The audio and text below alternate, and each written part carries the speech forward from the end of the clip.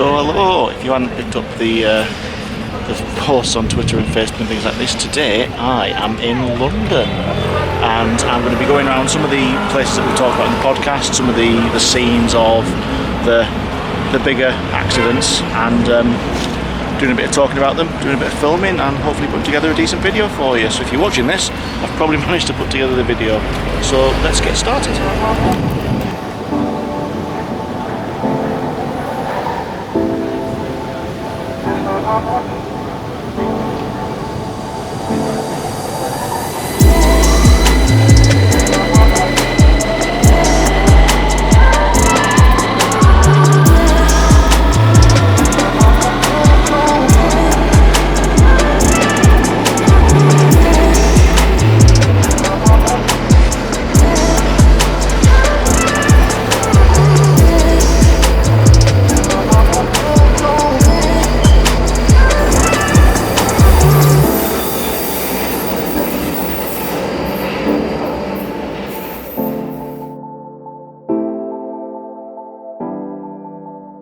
So I am now stood on the road outside Moorgate Station. I had planned on doing this from platform 9, but unfortunately the weekend I've come down here, the Great Northern services which call there are not running, so the platform is not accessible, which really has scuppered my first plan of my London adventure. Anyway, the reason we've come to Moorgate is because this is the scene of the worst crash accident that happened on the London Underground, and that's on the 28th of February 1975. One of the Northern City Line trains failed to stop when it was arriving into the station and ran into the overrun tunnel beyond. 43 people lost their lives and 74 were injured, and the rescue effort took an inordinate amount of time. We've come here today because this really is a defining moment in the Underground's life, and it really wouldn't be fitting to come here and do a video on railway accidents without including this one.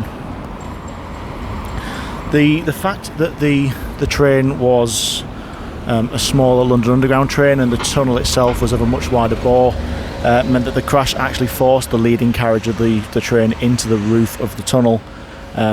And then they sort of all piled up around that. I'm no doubt going to find a picture or something to show on the YouTube video to go along lines with that. There was a real question asked after the accident as to what had caused it. The driver, Leslie Newson, he was 56 years old and an absolutely experienced tube driver, so really shouldn't have had any issues whatsoever. He'd done this journey multiple times. There was no reason why this should have taken place. There was a post-mortem that was carried out on it, and there was no medical reason found. There was a question at one point about whether or not he had consumed alcohol, but unfortunately the length of time it took to retrieve his body from the wreckage meant that some sort of process of fermentation had taken place, and there was questions as to whether or not he had consumed alcohol, but apparently he liked nothing stronger than a stiff cup of tea. There was a question asked as to whether or not he'd intended to commit suicide, but this was sort of less likely as well, because he had money on him to buy a car for his daughter. The tube is an incredibly safe method of transport, and it just showed by how many people get on it every day and nothing goes wrong. But this really was a dark day. in its history.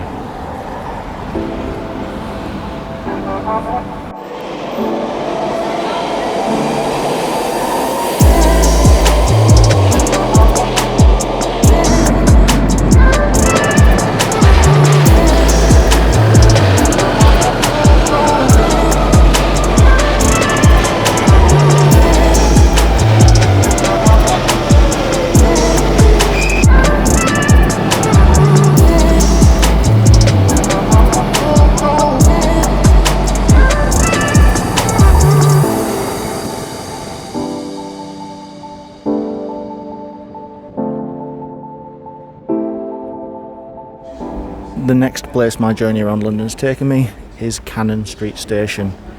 Back in 1991 it was managed by British Rail, but now it's managed by South Eastern, and the staff here were kind enough to let me have a little bit of a wander around, a little bit of a film, so a lot of thanks to them for that one. Cannon Street reached a level of infamy on the morning of the 8th of January 1991. We did cover this in episode 5 of the podcast, but that was quite a while ago now. So just to give you a quick recap, a stopping service arriving into the station that morning didn't stop at the time it reached the buffers. It collided with the buffer stops in platform 3, and then some of the carriages rode up and over each other.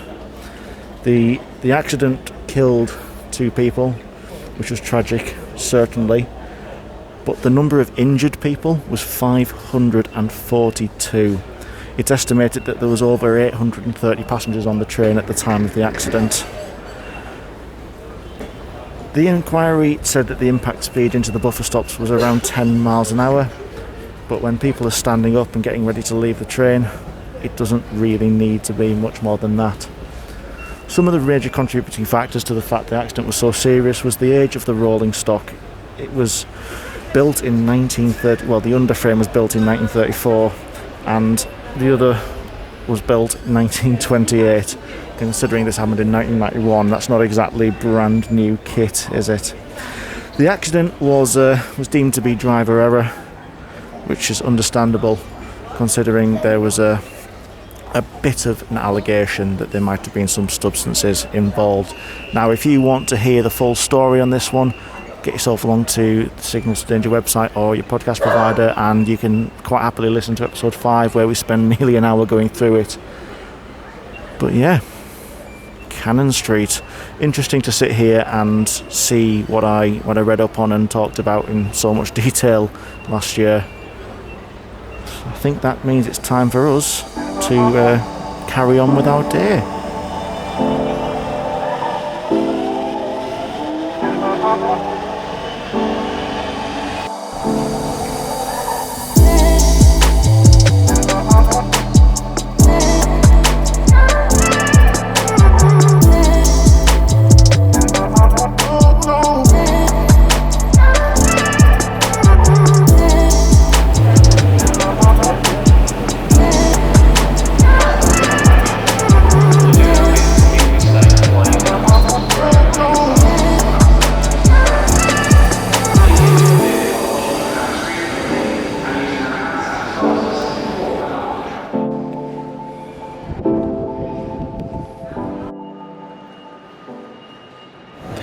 Paddington Station is one of the greats in London. It's absolutely fantastic to look at, and it's beautiful to say the least, and I'm pretty sure you can see this from the images if you're watching the video.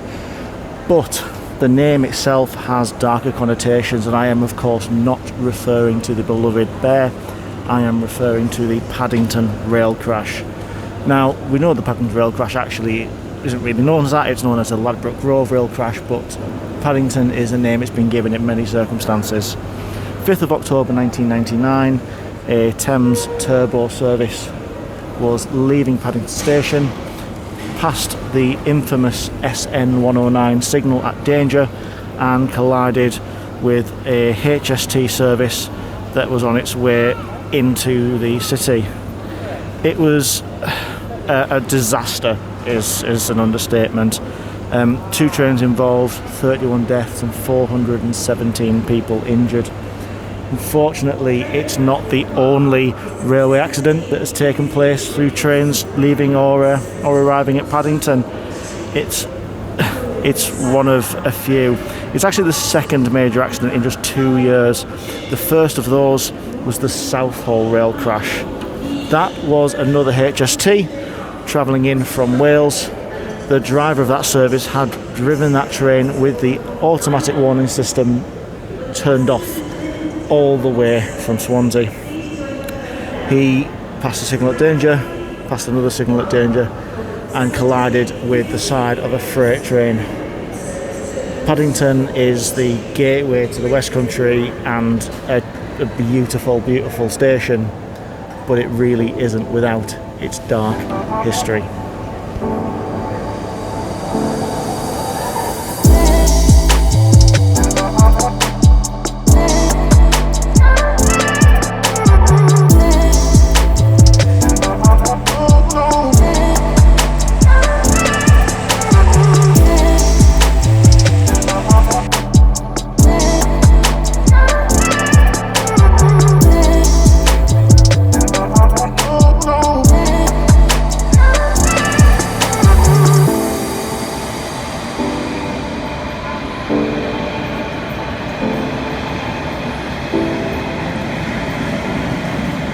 The next step on my tour brings me to Bethnal Green tube station, scene of one of the worst disasters to take place on our shores, which happened during the Second World War. The tube station wasn't quite finished at that point, so there was a single entrance off the crossroads in Bethnal Green. At 8:17 p.m, the air raid warning sirens sounded. Local cinemas and pubs emptied of people, and by around 10 minutes later 2,000 people had made their way down into this station. There was a sound that nobody recognised, a new anti-aircraft battery, but nobody knew what it was. They assumed it was bombs falling. The entrance to the shelter was unsupervised, and the crowd hurried down the poorly lit 10-foot wide steps with no central handrail. On the wet slippery stairway, a woman with a child fell, and others tumbled over her. The crowd, panicked, kept pushing, and eventually 300 people were trapped, 5 or 6 people deep on the single staircase. 173 people died at Bethnal Green, 84 women, 62 children, and 27 men. The disaster is commemorated by a concrete and wood structure right outside that entrance to the tube station, with the names of those who lost their lives and some first-person accounts of those who survived. Quite poignant to look at this, just what's a normal staircase down to the underground, and, well, remember what happened.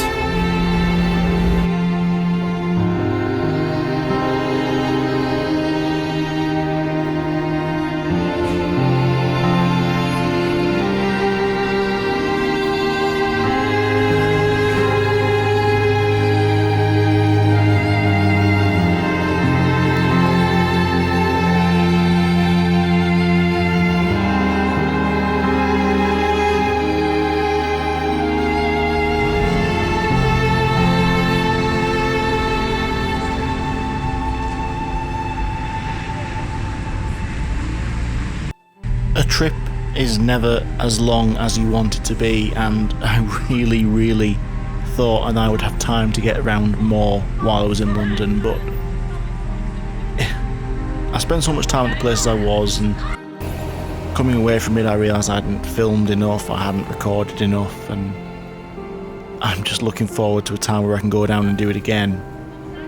If you have enjoyed listening to the sounds of the underground and trains, and if you've enjoyed that putting you in the places, then please let me know. And if you haven't enjoyed it, then do you know what, that's fine. This is my attempt at doing something a little bit different.